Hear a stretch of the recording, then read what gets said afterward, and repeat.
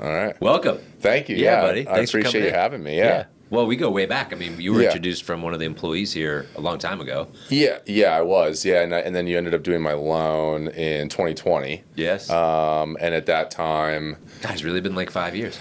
yeah. And at that time, I liked your energy. Obviously you're a successful guy in a sales industry, and I had kind of recently had started a few years prior my farmer's agency, and utilizing you as kind of a sort of a mentor to an extent. I definitely enjoyed that kind of relationship that we built, and then we've kept in touch since. Yeah. Yeah. Well, so I always like to start is what were you doing before you got into bought your farmer's Yeah.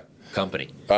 So I was in IT staffing, so direct hire and contract to hire, some contract as well, IT, so information technology, anywhere from like a help desk guy to a CIO or CTO level placement. How long Which did you do I didn't that? work on too many of those, but How long did you do that for? from 2014 to, let's say, 2018, I guess. Yeah. Wow. So right out of college. years. Yeah, a couple of years. Yeah. And I enjoyed it. I bounced around to a few places. I started at Insight Global, which half the college graduate population I feel like starts at Insight Global in the sales industry. So I started there. Didn't drink the Kool-Aid as much, but the people in the office were really cool. I actually still in contact with a lot of them. And so I started there, moved around a little bit, and I just one day looked at my boss in 2018 and was like, I don't know if I want to. Not at Insight Global, at a different company, but just, I don't know if I want to do this because he'd been in the industry for like 30 or 40 years. And I was, he makes good money and all that good stuff, but I was like, I don't know if I want to be him in 30 or 40 years. And Good realization. Yeah, and I just had anxiety going to the office. It wasn't like fulfilled with what I was doing. It's a lot of you're selling people, so trying to manage that product is pretty difficult because it's a person and they're pretty volatile. And I've had some really crazy experiences in that industry. Wait, what's the craziest? Well, Or top couple. One of the craziest. So I was working at that office, the one that I ended up quitting from, and. We were trying to find a .NET developer for Isogenics, which is a big company out here. They're in Gilbert. I don't know if they're still there. I haven't followed them since then. Big building out there. They probably are. So they have a .NET shop, or they did. They probably still do. And I was finding .NET developers for them, and I got this guy who met the needs of the requirement. So he went to go interview in person, and they wanted him to do a. Like an in-person test, and they had I think the CIO. There's some pretty big people in the room watching him do this test. And again, I have some phone conversations with these guys before. Sometimes I meet with them before, but he I guess freaked out in the interview, and he basically just broke down, freaked out, left the room, and it was he called me 20 minutes later, so it was a very bad interview. Wow. Usually this thing would last about an hour and a half.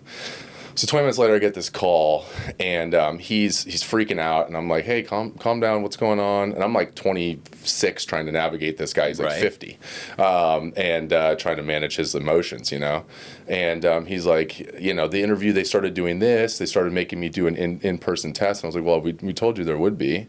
And he's like, well, I can't do that. I'm not. I don't want to do this. And he's like, I don't know why you care about me. And he's like, my parents never did. And he literally said he was going to go home and kill himself. Oh, bro. Yeah, and I was like, what is going on? Because again, I'm just a .NET developer. 26-year-old. I don't have this experience. I don't know how to navigate that. Yeah, that was a pretty wild one. So immediately I called my boss. I might have even been in the office at the time. And I said, hey, this guy just told me he's going to go home and kill himself after this interview. And, and they're like, well, what happened? I was like, he just had a normal interview, and then started doing the in-person test, and he freaked out and left. And that's what he just said to me. I don't know anything else. So our COO got on the phone with him, and, things cooled down, I think.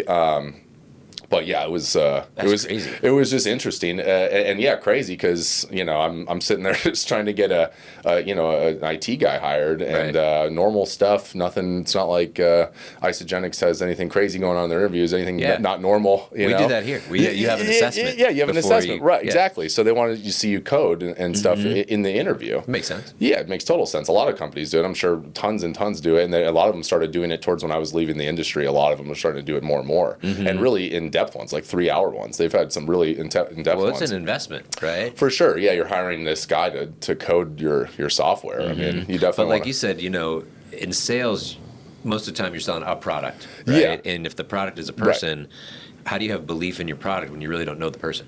Yeah, exactly. Like you know kind a of just little know bit. them. They answered the questionnaire. They know their background. You know their kind of strengths and weaknesses, and you're like, oh, that person could be a good fit here. But you really don't know deep down.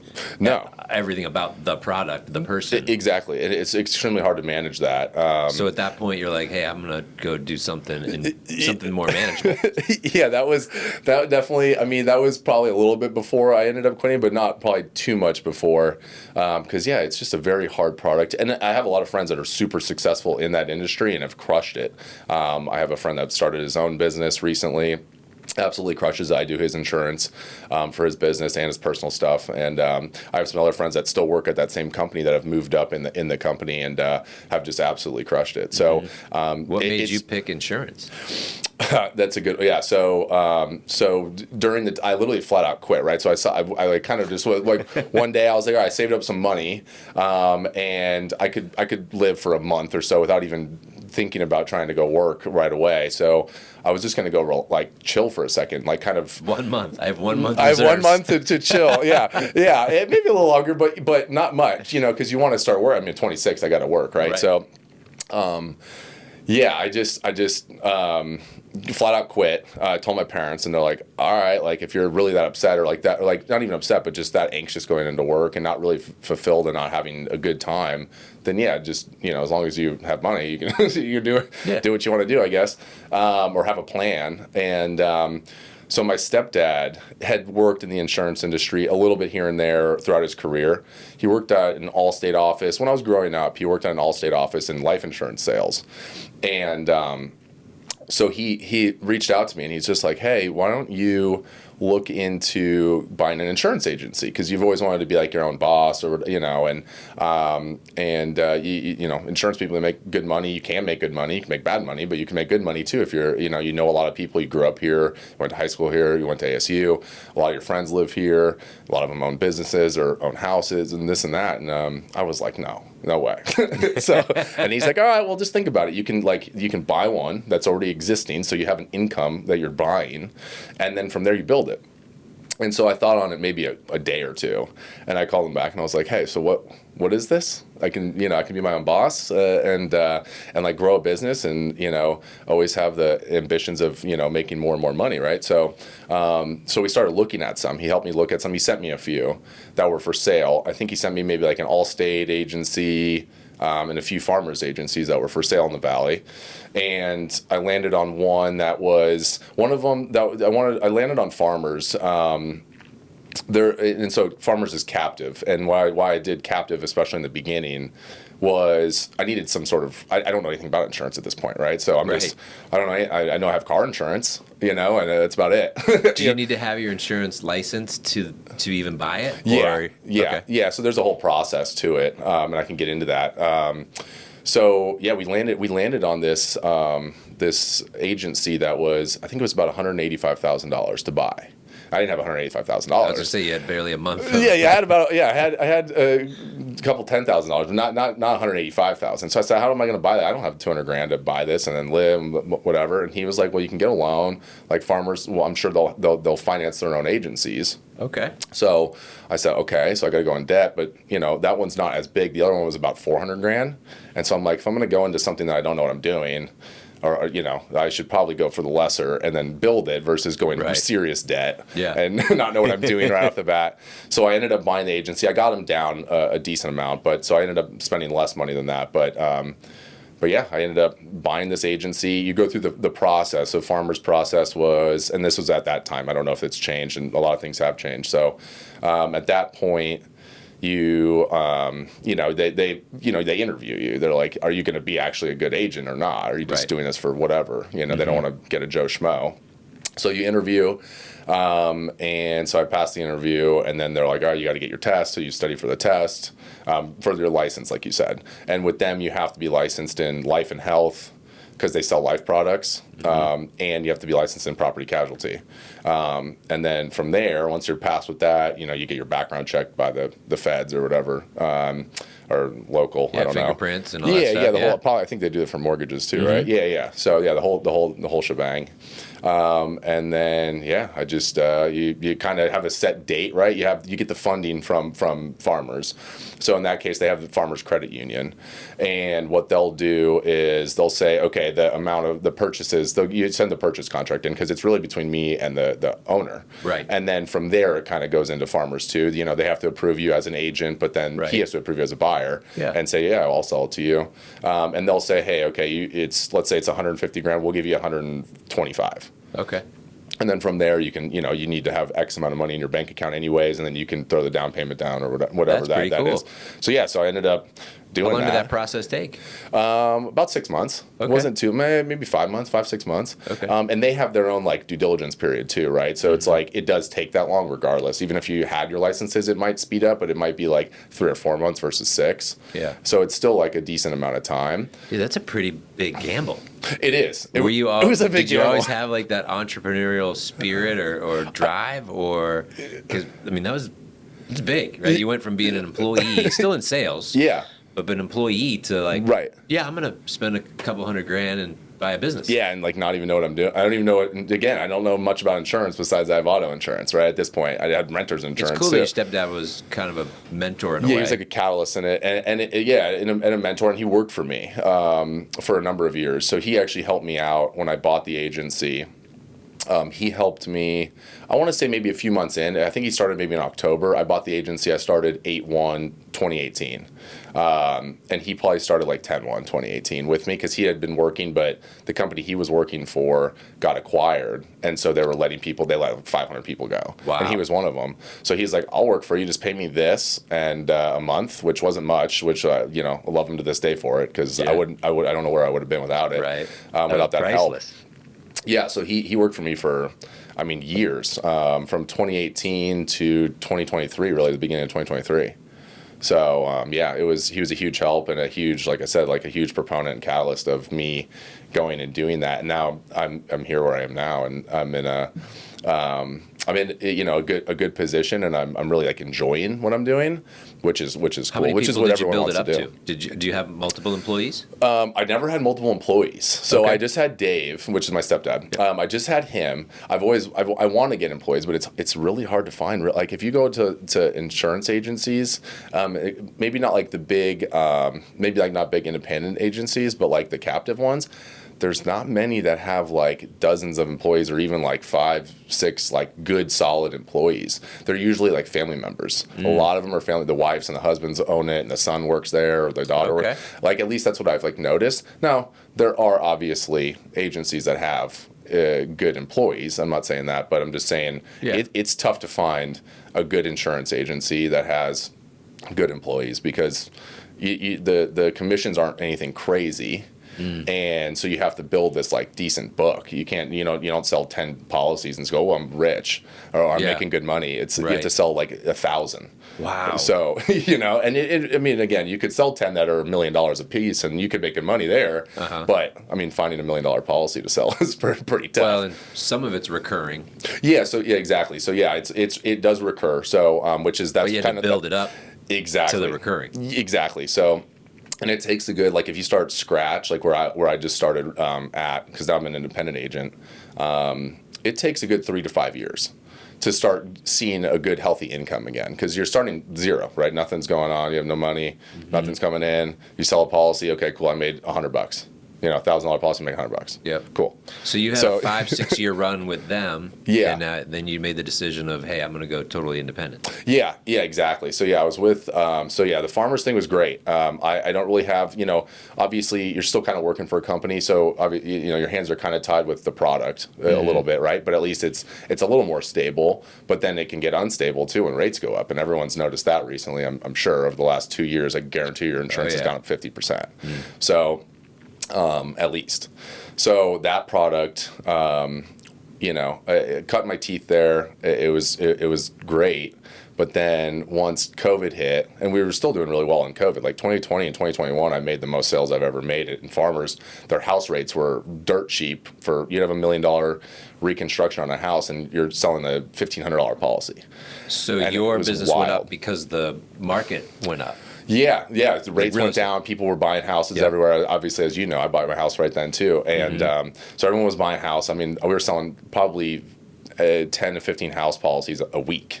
Plus people refinancing. Refinancing left and right. Yeah, okay. I mean, that was huge too, right? Yeah, so the refinancing, people were buying cars because the rates were low. People were, funding their businesses and all sorts of stuff. So what do you think do you track like what the percentage of growth you had prior to that? Meaning you had X number of clients going into COVID and then coming out, what was the delta there? I don't have the exact delta, which I know from looking at you, you're probably like, why don't you have those numbers? But or just ballpark. Like, did it double? Ballpark, I probably grew by 500,000 in premium just during like the 2 year period, maybe even about a year and a half. So like from 2020 to like maybe mid 2020 to 2022, the beginning of 2022, I probably grew by 500,000 in premium, where I didn't lose people, and I wasn't losing people really at all. Right. And I was just selling policies left and right because our rates were great. Auto was okay, but our house rates were nuts. Right. So, I mean, we were, like I said, we were selling houses left and right. Yeah. And then that would catapult you into like maybe a bundle here and there with that. And then the business side, I always had a decent, when I bought my book, I had a decent little kind of commercial policies in there already. Okay. And I was able to build those relationships with some real estate developers and investors that were on the commercial real estate side. So I was able to massage those relationships and build them into decent clients, and I still have one to today. Yeah. Okay. So going back, why the move to go independent? I mean, you just had this huge growth.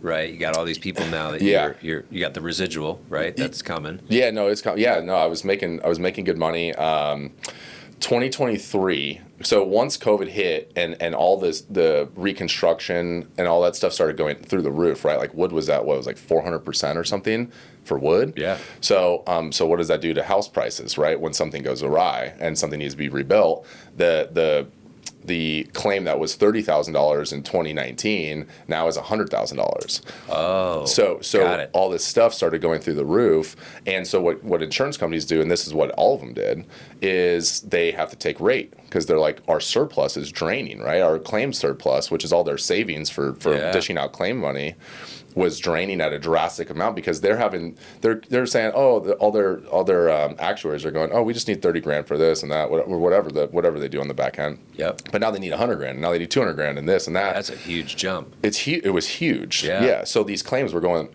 off, and all the surplus is going, and so they take this rate. And the rate isn't like, 10%, that's normal, right? Every year you're going to see your rates go up 8, 10, 12%, and 15%. They're taking 75% rates. I had a house went up 110%. The lady was with us since I was 3 years old. Wow. Her house literally was written in 1993 when I was technically even 2. Wow. And she has this nice house in Desert Mountain on a golf course, like a 4,000 square foot house. Built right then. It was she was the first one to live in it and the only one to live in it. And her rate went from $4,000 even to $8,400 for nothing in 1 year. In 1 year, like just bam. Yeah, just here. Wow. We owe us $8,400 now, and she's like, this lady retired. She was in her 80s. Yeah, her daughter was. Income. Yeah, and she's like, what? Like, I can't afford it, but I'm not going to afford it. I'm leaving. So.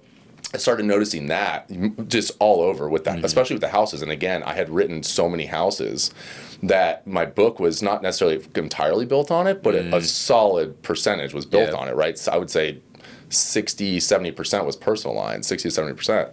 And, majority of that is houses. That's where you get your premium. You're not getting your premium from a renter's policy that's $100 or $150, or even auto that's, $1,000 every 6 months or something. Yeah, it's very small, very minimal commission. You're getting it off of houses that are $1,500, $2,000, $2,500 at bulk, and then you're making okay money. But then when those house rates go from $2,000 to $3,500, or people are going. So that's when people start noticing their insurance, right? Okay. You get a bill and it's like, oh, it went up $200, whatever. I don't even have time. A lot of people, that's when you keep a client for 3, 4, 5, 6 years, 7 years, 10 years, and they don't really mind that small increase. But you see the increase when it says 75% or 100%. Wow. They're going, what? That's crazy. I'm not doing this. And they'll call you and say, is this real? Are you doing it? Like, then you think you're doing it. I'm going, I'm not doing it. Believe me, I would drop your rates if I could to keep you, It's not me. It's the company, So that's when the product goes, where you can't control the product again. Right. So you kind of pivot a little bit. You sell what's for sale, right, kind of thing. So and there's more products than just homeowners insurance, right? There's commercial insurance. So you try to pivot around, do this. You find business any way you can.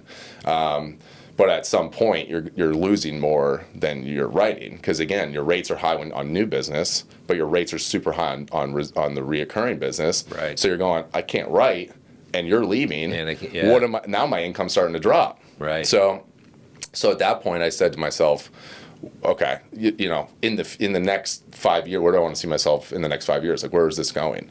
If I stay here, where am I going to be at in even a year or two from now? And so that's when the panic kind of sets in. You're just like, oh my God, I'm getting calls every day to cancel policies. Wow, that's so scary. It's very scary, yeah. Especially because again, you're in debt on this business. So that's also another thing you got to look at is I have this much debt, this is my income, and this is what I could sell it for.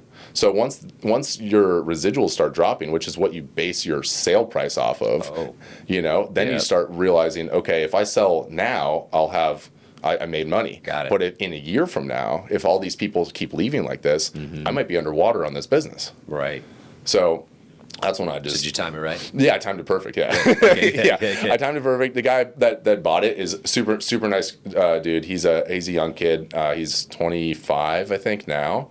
Super cool, and he's a grinder. He's 25, right? So he's ready to like hit the phones and do his thing, and he is. And we talk all the time still. Oh, that's good. So you became like a mentor for him. I am, yeah. That's I'm nice. a mentor for him, and we pass each other stuff too. He'll be like, hey, this person, I can't write him with this. Can you write him? Or and vice versa. I'll say, hey, like I have this house up in northern Arizona right now. It's very hard to get insurance on new business, and. Really anywhere, like Flagstaff, Payson. I was trying to write this house because of the fires? Yeah, the fires, yeah. People, they will not write. Even my E&S markets, which is excess and surplus lines, which are like these brokers, these wholesalers that'll get these, harder to place risks. They have the carriers that'll do these harder to place stuff. And even them, this house recently in Payson, I couldn't write it. Wow. And they wouldn't even write it. They wouldn't write it for wildfire. They would write it for like just normal, the house burned down because you started a fire or whatever. Right. Your electric circuit board went haywire or something, or water pipe burst, but they wouldn't write it for wildfire. And this is the hard to place market. So we ended up placing it with State Farm. They're the only ones that would write it up there. And they're even contingent still. They're like, well, we have to get a bunch of pictures and this and that, and you can't have their people are chopping trees down and bushes down to meet their requirements. They're the only ones that'll write it. Wow. So I would call call Tyler at Farmers and say, hey, are you guys writing up there? Because the captives still kind of have to, because you have your agent out in Payson. True. You have your farmer's agent out there. What are they going to do if they're not writing business? You gotta support them. Yeah. So that's they wouldn't write it either. That's cool. So is Dave still with you? He's not. He in the beginning of 23, it's just like I said, like I started seeing he wasn't writing as much business anymore because our housing rates were going up. So he was writing. We were getting these leads from farmers. They were called FFQs, and they would come through. You'd have to refresh your screen all day long.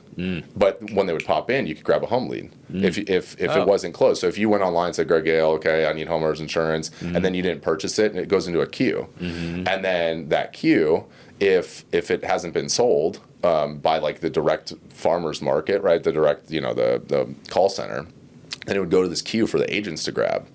And we had during COVID and like 2020, 2021, Dave was crushing this thing because he would sit there all day and just click. I was trying to get my friends and all the networking kind of stuff. Yep. And he was sitting there just refresh all day. But he would grab anywhere between 2 and 10 of these leads a day. And just homeowners insurance. We didn't want the auto because the autos are the shoppers. You don't want a shopper that wants to be with you for 6 months. You're losing money. Get the home and then bundle it. Yeah, exactly. So those those actually dissipated. They kind of got rid of the program for a while too.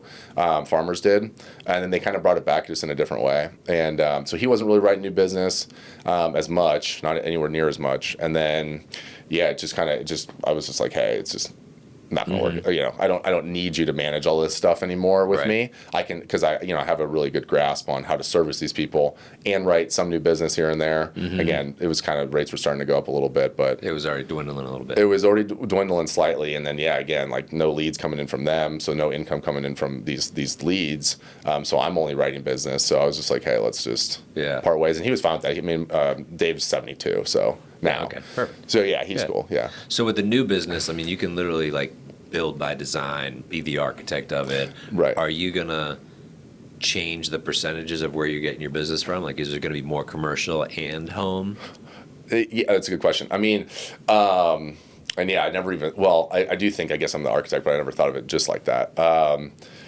I would say honestly, I get my business anywhere I can. I would say in a healthy way. I'm not just writing everybody, like I said, but we're saying I'm not. You're obviously not waking up going, let's see how many auto policies I get today. Right. Exactly. But when you said I was so heavy home, that when the home cost went so high, that crushed my business. Yeah, right. No, totally. Yeah. So as you build this, what look in hindsight, saying, hey, how do I want to build this thing? Well, I would say to that, I'm definitely trying to write more businesses. So one thing Farmers did that was good. I'll just go back really quick, but I'll go right back into this. Farmers did good with businesses, but they also did not good with businesses, right? So they would write. They don't write higher risk stuff, and by that they won't write a tree trimmer, which a lot of companies won't, but I have markets that will now, or a roofer, which is again kind of a sketchy. People fall off roofs all the time and break their legs or paralyzed, whatever.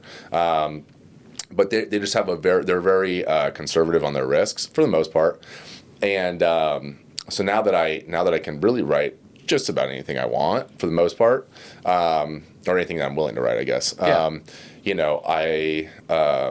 I'm definitely trying to write more commercial, but at the same time, I still know so many people that have, and it's good now that I'm older now. So most of my friend group has a house with they're married or close to or whatever. So they have a car or two. They need an umbrella because they're making good money. Yeah, some might even own businesses. Exactly. So a lot of my friends are starting to own businesses and this and that, or so it's starting to fold out to where it's still a good healthy mix, but it's not it's still more personal lines just because I keep getting referrals from it, which is fine. It's hard to get away from it. It's serious bundles though. It's not one house. Right. Typically, I have a few, but not many. It's really someone that needs an agent, that wants an agent to manage. Hey, we have 3 cars. We have a younger driver. We need an umbrella. We have this jewelry. It's an actual encompassing package of, hey, this is what I can do for you, and this is what I like to do. If you're just looking for a cheap rate on your auto insurance, I literally don't want you. I don't care who you are. I think that too, as I think about it, the business owners probably have a house or 2, multiple cars, maybe work trucks as well. For sure. Kids, kid drivers, jewelry. The whole thing. Right? And that's the fun part for me too, is really analyzing what somebody has. I love doing it. And I think that's what sets me apart a little bit is, you could call up any shop really, especially the captive shops. So a State Farm or Farmers or an Allstate or an American Family. And they seem to still just shop rate with them, and the agency seems to be fine with it. And again, I'm not saying this entirely. I'm saying it's just it seems like this. And so what I've noticed is these captive policies come when I'm reviewing somebody's captive policies, I notice that it's that you can tell where they're trying to save the person money to get them as a client, right? They'll have a high deductible without the person knowing, which is fine. But they'll also not them knowing, that's not fine. But a high deductible, right? $5,000, it's kind of high for like a house policy, but they'll have like all these other coverages that aren't on there, like a service line coverage. It's like $80 a year. Service lines break all the time, just like little things like that. So you can tell this person doesn't really know what they're buying, but they probably bought some rate like a couple of years ago, and they've been with this agent for a while. Yeah. And they're like, oh, I don't care what here it is. And you're like, well, dude, you're like kind of really underinsured. I had this house out in Gilbert. It was a referral to me, and it's like a 4,200 square foot house. I forgot when it was built, but not that. I think maybe 2007. So it's kind of newly built. 4,200 square feet, nice house in a community, and it was like insured for like $600,000. And I was like, that's probably not going to rebuild. If that whole house burnt down, right, it's probably not going to rebuild your house. Like at least right now, maybe it would have in like 2015. Yeah. But like right now, you probably need a solid $1 million at least on a 4,200 square foot house. Like that's a lot of space, yeah. you know. Yeah. And again, it's like it's not builder grade. It's like pretty nice. It's definitely above average or like a custom build. So making sure people like are understanding that, like, oh, I pay this for insurance, it's not that much, like you can look at it, you're probably not going to beat it. It's like, yeah, you're paying a lesser amount because you're not insured. Yes. Yeah. If your house burns down, do you have $500,000 more in cash to go rebuild your house with your insurance company? Because probably not. Hey, real quick, I want to take a time out and say thank you for paying attention. Thanks for listening to the podcast. And Ed, can I ask you a favor? Can you please share the content with other people so we can really grow this thing? This has been a passion project of mine. Really enjoying these interviews. I hope you are too. Please click the share button. How many people do you think are underinsured? What percentage? Probably like 50% of people. Really? I would maybe even more. Because most people probably have their policies from before the huge run up in real estate. Well, exactly. Not knowing the cost of goods. Yeah. Right. Yeah, and there's always like an inflation guard, right? Like the carriers always put in like a 2 or a 4%, but still, it's like inflation was like 25%. Like you're like so if you're putting in a 2% inflation guard, like that's what you raise my coverage by $2,000. Yeah. Great. Wow. You know? Right. So yeah, making sure that people like just understand what they're buying. So like when I was one of the things that I do, I kind of can like go back to with like talking with clients is so in I want to say it was like 2014, my mom's house, which is right down the street. It was she had since moved, but my house I grew up in, right down in McCormick Ranch here, and her house was broken into. During the middle of the day, she went to go like on a doctor appointment, so someone was like staking the house out probably. Wow. And I think it was the landscapers because they knew this one window would just lift up, you know? It was my sister's window, and then at the time with my mom's office window. And it's these windows my mom she never replaced them, and you could just like the little clasp like wouldn't stick. And so someone lifted it up, pushed the desk over, and then went in and, you know, took all my stepdad's guitars, which he had like, you know, Gibson Les Pauls, like $30,000, $40,000, $50,000 worth of guitars. Wow. All my mom's heirloom jewelry, all this stuff, all my stepdad's like prescriptions, which he has like heart stuff. So it's like, you're not going to do it. It's not like pain meds. It's like what he needs to like survive. It's like his blood thinners and all, you know, all these other things. So it's like really invasive, and it was a crazy time. And her agent was an Allstate agent. I won't say his name. He's a good agent, but overall, he didn't insure her correcectly. The jewelry wasn't insured correctly because jewelry on a policy, typically, I'll just say like an average. Typically, you'll have like $3,000 worth of jewelry coverage in your homeowner's policy. So if your wife or you even have a bunch of Rolexes, or like, you know, your wife's got, I got a $25,000 engagement ring and a pearl necklace and whatever, like a diamond bracelet and all this stuff. You know, especially you're not going to be covered. You're not covered. Yeah, here's $3,000. Yeah, and it's $1,500 per item. So it's even broken down like that. Isn't even replaceable anyways. Well, right, exactly. Yeah. So you have, so it's not replaceable, and then even the stuff that is, it's like here's $3,000, and so your $15,000 Rolex or your wife's $25,000 engagement ring. Yeah, I don't know. That's obviously usually on you, but still, randomly, you know, you take it off and I forgot it that day. Right. Yeah. That person breaks in that one day. You go run an errand. It's sitting there in the little thing. That was the one thing too. My parents both had tag watches, which aren't like crazy expensive, but they were each, I don't know, $4,000 or $5,000 each. More than three. And they had left. Yeah, more than three. And they had left them there that day. Like my stepdad wasn't wearing his, and my mom I don't think was wearing hers. So yeah, they took that. You know, so none of this stuff was covered. So my mom and Dave didn't get really anything for like their jewelry. So now that I'm doing this, I really try to like take it upon myself to say, hey, like this has happened to me before, like my family. I wasn't living there, but my family. Yeah. So like I'll do this for you. If you don't want it, all good. But I'll show you exactly what you could be insured just for. Take it to your own place. Yeah, and then and then you know from there you can decide what you want to purchase and this and that, whatever. But yeah. I do enjoy doing that stuff. It's actually just checking it's out actually what fun. you even have, because most people are set, like you said, they set it and forget it. For it's sure. going up 5%, 10%, whatever. Then it jumps, and even then they might be like, "Wow, yeah, I've been hearing that's happening." Like, okay, whatever, it's on auto pay, and they just keep it. But they don't know it's really on there. They like, don't know. Am I really assured I have the insurance. house? I'm fine. Yeah. Like probably not. Especially again to your point, if it's like the set and forget, right? Where it's I've been with the same guy for 5 years or 10 years, whatever, and I don't care, whatever. It's all good. And they're not doing like a hard audit every year or so. Like, For sure. hey, you know, Christmas just went past. Yeah, How what'd you much get? What'd you get? Yeah, Did you get a new computer? Yeah, Did you get some Did you new get old stuff? jewelry? Exactly. Yeah. Yeah. What'd you get your wife? Did you get her new diamond earrings or whatever? You know, all the time stuff is like added in, or like another one would be like, oh, we're adding to our house. Oh, like one of my best friends right now is adding 1,000 feet to his house. So good thing I'm his agent, because, hey, guess what? I know, right? When that's done, we're making sure you're covered. Because again, your house is covered for what it is now. It's at 2,300 feet, but when it's 3,500 feet, you need to make sure you have insurance for it, because you're putting in $250,000 into this house. So you need to add $250,000 worth of dwelling coverage. Yeah. People also don't do that. Oh, I did this huge remodel. I bought a house. They'll do this too. Like they'll go buy a house that they're going to scrape, or like maybe it was 1970. Let's say it's McCormick Ranch, 1970 build. Yep. And we're buying it and it's original. We need to gut it, right? We're putting in $500,000 into the house.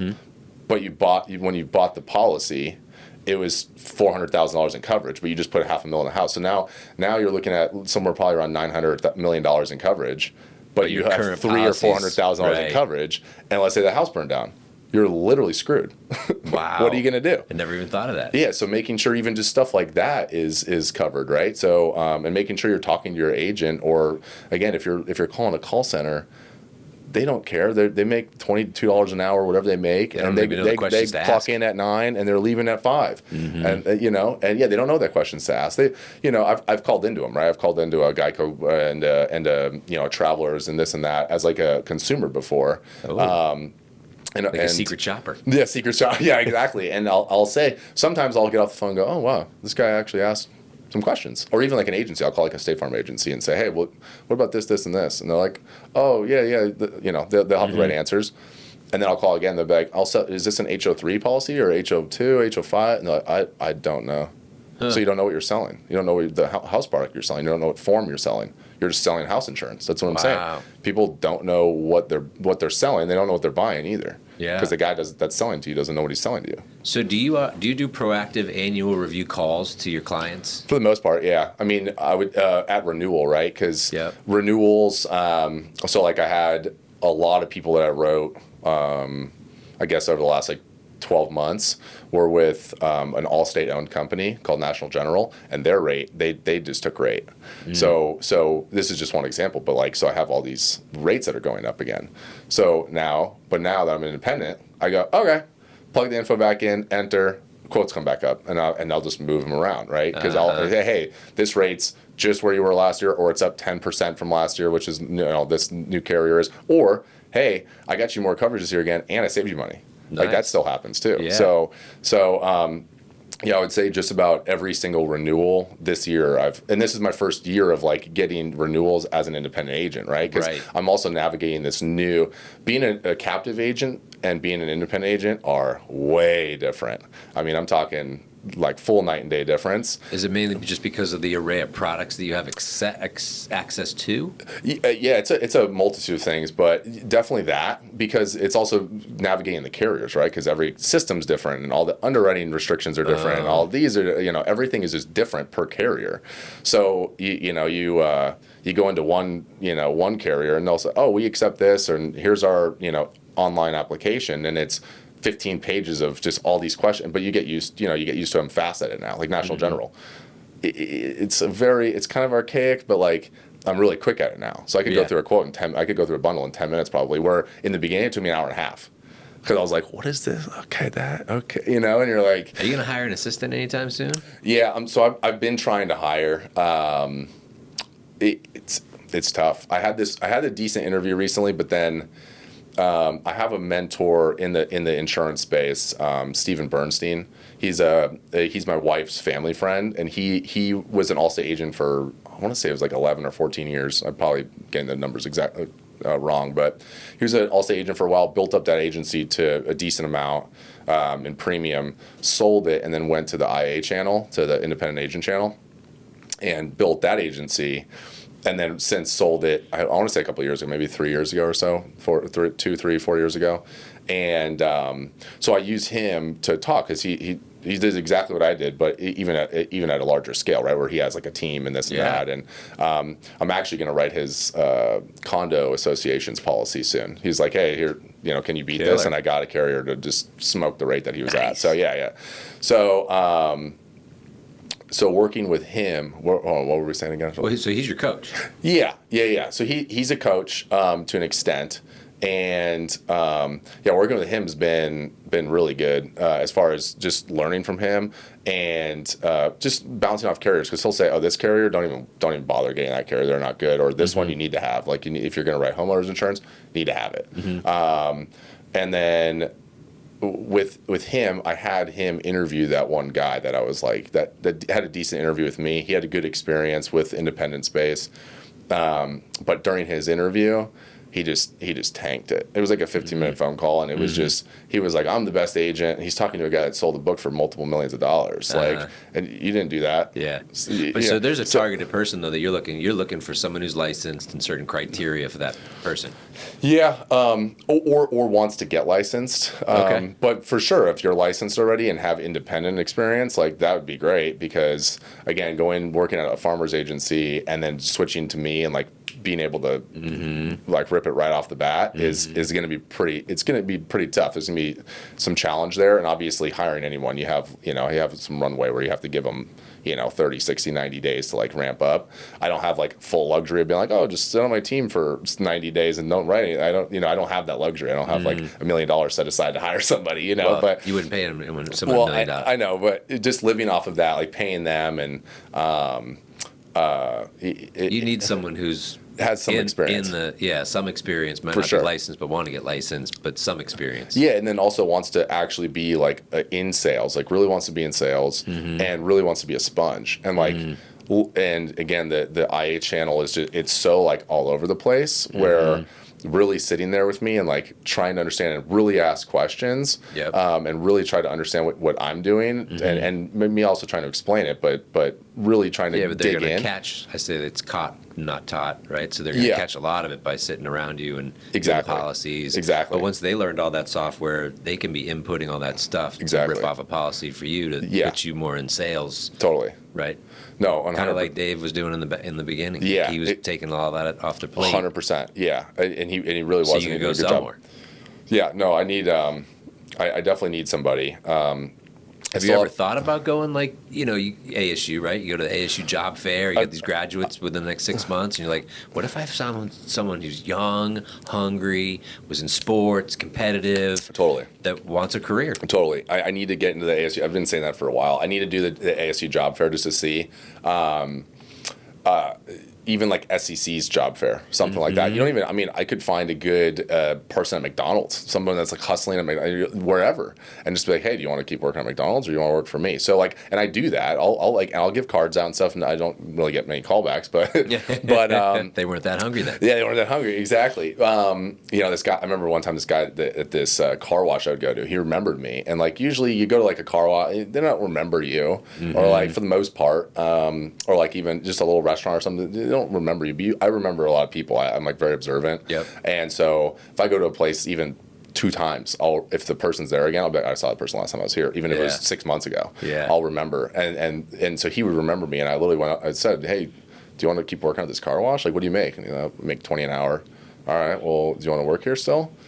And he's like, no. Like, it's a long-term plan. Yeah, exactly. Yeah. And he was like, well, I have a felony. I was in prison, and I was like, dang, I was like, because he was I know he was like interested in it. But yeah, no, I'm definitely looking for somebody.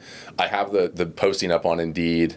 I'm looking at resumes, but again, it's like, it's just not the experience that I want that I keep seeing. Yeah. And I just think, where can I I think ASU, yeah, SCC. I need to catch someone young. Yeah. Yeah, younger. Yeah. And is really hungry to actually make a decent amount of money. Because if you also can. your own database, your own sphere of people. No, for sure. I actually recently I'm talked to expanding. my neighbor. His son just graduated high school. He's at SEC now, works at Chick-fil-A. Really nice kid.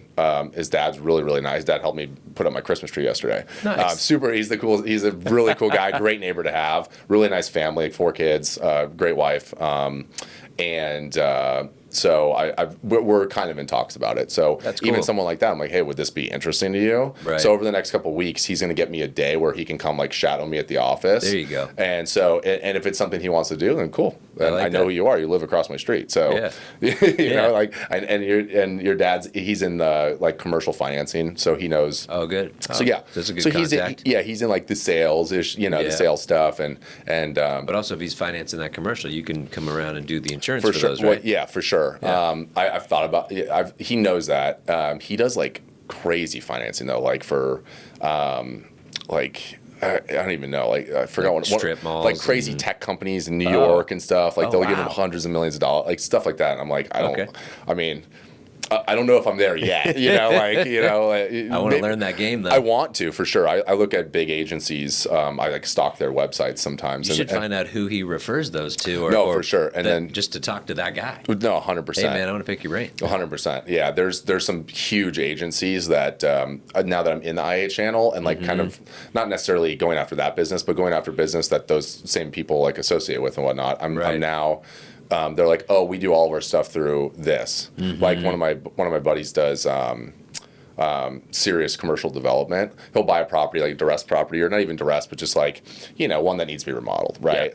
Yeah. And big commercial properties. One right now is on 32nd and Camelback, and so huge office building, gutting it, redoing everything in it, and like who do you use? He's not really in the insurance part of his business, so he's like, look, I stay away. I'm like, that's fine. Maybe I'll get my shot with them in 5 years. Maybe even in 10. I don't care. It's all good. He knows what I do. I just got his personal line stuff. Yeah. So literally 2 weeks ago. So that's awesome. Just this is exciting, man. It is. I'm excited for you. You can hear it in your voice how much more opportunity there is in this space for you. There's so much. It's everywhere, right? Like everywhere. Like even we're sitting in this room, someone owns this building that you rent from, right? So like. And then you have a business that's here, and so does everyone else here. So like even just sitting here, and you have a car, and you have houses, and he has a car. Like there's literally money everywhere. Yeah, and helpful, and like I can actually be helpful to people. Right. And that honestly does drive me. Obviously, the money, like selling something. I think anyone in sales would say it's probably one of the best feelings in the world when you get a sale. It just is. But also like making sure people are actually. Buying something that serves them, and they know what they have, and they know that they can call me. I get client texts and calls all the time. Like I'm talking Sunday at 9 p.m. Hey, well, what's like this or that, or, and I answer people as long as I'm not asleep or like literally don't have my phone on me, or I'm like, even if I'm in a movie, I'll just be like, yo, I'll get back to you right now, or I'll like look at my email and be like, oh, you need this document? I sent it to you like 2 months ago, but here you go, here's forward. Check your email. I do it all the time, so people like love that. You know, that availability is huge in that space that you're in. It's huge. Yeah, people. Like kind of like you said, set and forget. I'm like, hey, the documents are sent to you. Like just print them. They never, they don't never do it, but they rarely are like super on point on it. They're like, oh, you got to be super proactive with your people, and especially to be that helpful too. But your profession is literally protecting them, but you can only protect what you know that they have. And 100%. The only way that is they're not reaching out to you going, 100%. Hey man, I just accumulated 50 awesome shoes. And I need, they're probably worth $10,000, and I need protection because I only get $3,000 on my policy. No, exactly. How do I get this collection insured? And we'll go to one of the carriers that does. You could do it through your homeowner's insurance most of the time for something like shoes or something. But there's carriers that literally do collections. Like they'll do just like American Collections is a carrier that'll just do specific collections for I have shoes or I have watches or whatever it might be, or I have a vintage cars, stuff like that. So that's pretty neat. Just making sure, all that stuff is dialed in for them is the biggest key. You can really get pretty nichey with the new business. Yeah, you can get really nichey. Yeah.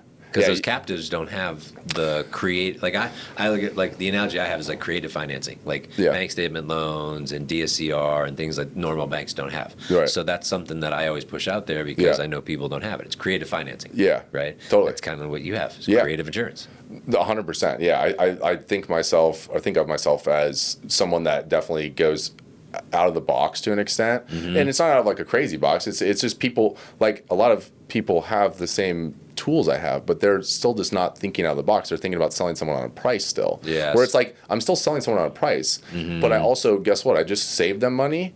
And then I just also covered them correctly. Yeah, yeah. Yes. One of my most recent clients, he's an older gentleman, super nice guy, who's referred to me. And I literally saved him $11,000 a year on his insurance. $11,000. I mean, $1,000 a month. Literally $1,000 a month. Yeah, he owes me a steak dinner for sure, and he said he would.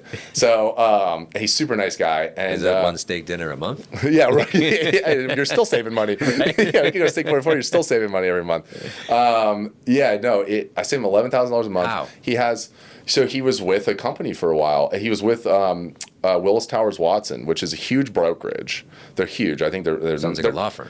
It's like basically a law. They probably have a law, like, a whole channel for law. Yeah, they're huge. Yeah, Willis Towers Watson, and he was with them for, I want to say, his policy when I saw it said 07 was the inception date. So let's just say 07, and yeah, he just he'd bounce around. I think maybe one or two different agents in there. Cause one agent will leave and another one will take the place with the these are your renewals and you need to get new business, whatever. And yeah, he just the person was always, this is good rates, this is fine, because everything was bundled with Encompass, which is now National General, which I kind of spoke about earlier. It's Allstate owned.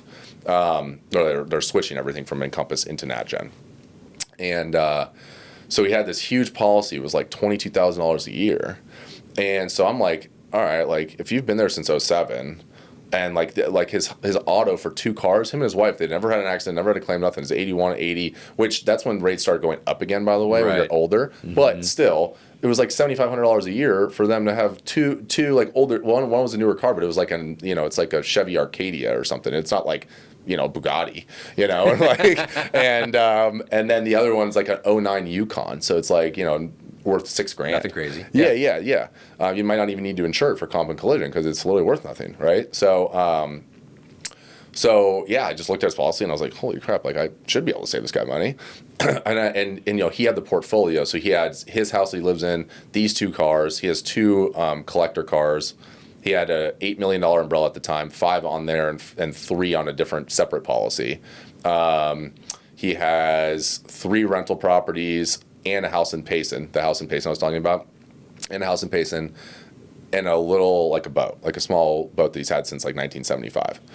And so kind of a big portfolio. Yeah.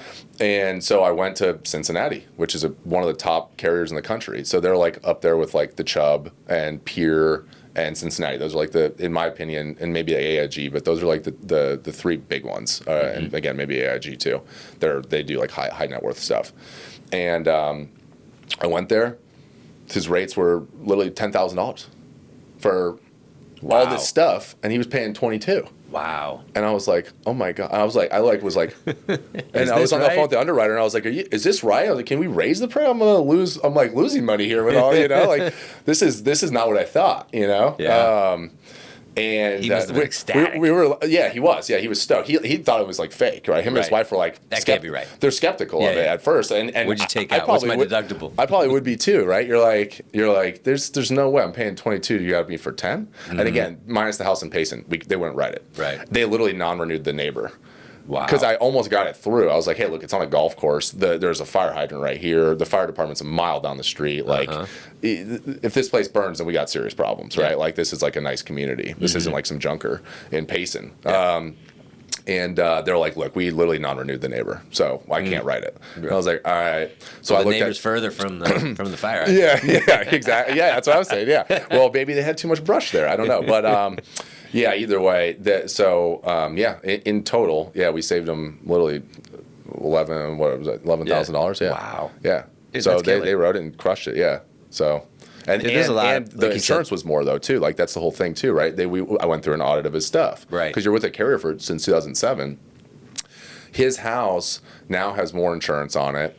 His liability went from, he had $8 million. I got him a $10 million umbrella. So he has 10. And it was like better coverage. Literally it was like half the cost for the umbrella, which was crazy. It was like $2,900 for a $10 million umbrella. I haven't seen rates like that ever. Wow. Yeah, it was crazy. And then his like rental properties, his policy would say like 450,000. His current policy, the Encompass policy, I would say 600,000 with guaranteed replacement on the house. So like if it burned down, they could spend $2 million rebuilding this house, which it wouldn't cost. But yeah, but everything was like to the nines, and I saved him $11,000. That's awesome. So that's what I'm saying. Like if you're with somebody that doesn't want to shop you or can't shop you, and or even if you're with an IA channel that can shop you but just hasn't, like he was with, the right questions. He's with Willis Towers Watson. They have everything. They have everything. They have way more stuff than I have. They have Chubb, they have Cincy, they got the whole shebang. This guy could have been shopped at 40 carriers. Yeah. I quoted him in one. Yeah. And I just crushed it. Yeah. And dude, that's awesome. Yeah. So I highly recommend just call me. Call me. Well, and just know your stuff, right? Like it's just like us. Like you just got to know what your coverage is. For sure. That you're properly covered. 100%. Yeah. No, you have. So much has changed over the last 3-4 years. Yeah, too much. With the values and the cost of supplies. Yeah. For replacement coverage. Totally. It's stuff that most people just don't think about, right? So they need someone in their corner, though, yes, that's thinking about it. Exactly, 100%. If you're have an old Honda Civic and you rent an apartment and you have a bed and a couch, maybe I'm not your guy. But if you have any sort of assets, 100% you need someone to like literally actually care about what you have. Yeah. Because examine your policy to see like how many you got to watch for Christmas? Yeah, why? Because why are you paying otherwise? If you don't know what you have, why are you paying? Because what a waste. What a waste of money. When you call and they go, you can only have $3,000. Yeah, no, exactly. Like, what did I have this for to begin with? What did I have it for? Yeah, exactly. That's what my mom probably said to her agent in 2014. What did I pay for the last, where we moved in the house in 2002. Right. And I think she was with him since then. Ugh. So it's just what are you paying for if you don't know what you have? Right. It's like you go into a coffee shop and just give me whatever you want. You charge me $20. I don't care. Give me a coffee. I gotta leave. And they give you a tea. Like it's the same thing. What am I paying you for? Yeah. What am I paying you for? Yeah. So this has been fun, man. Yeah. This is definitely. awesome. Yeah. We should definitely do it again. I want to learn more about the business. Yeah. I would really like to. I appreciate you having me on. Dude. Of course. Yeah. Thanks, bro. Yeah. For sure. Congrats for making it to the end. You're part of the 1%ers, the 1%ers that actually finish podcast. Now I'm just going to ask a favor. Who else would you like to see on here? What other content would you like to see? What kind of questions you want me to be asking? What would you like to see in future podcast episodes? Drop a comment down below or shoot me a message on whatever platform you're seeing this on.